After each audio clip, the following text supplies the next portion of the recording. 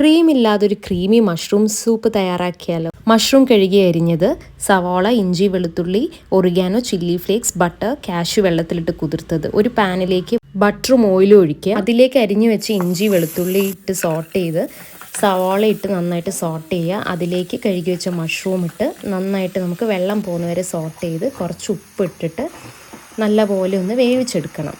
കരിഞ്ഞു പോവാതെ നോക്കണം. ഇതിൽ നിന്ന് കുറച്ചെടുത്ത് നമുക്ക് അരയ്ക്കാൻ വേണ്ടി മാറ്റി വെക്കണം.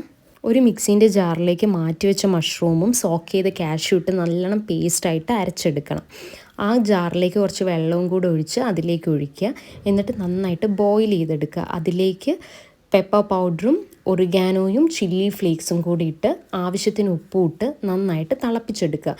കൺസിസ്റ്റൻസി അനുസരിച്ച് നമുക്ക് വെള്ളം ഒഴിച്ച് കൊടുക്കാവുന്നതാണ്.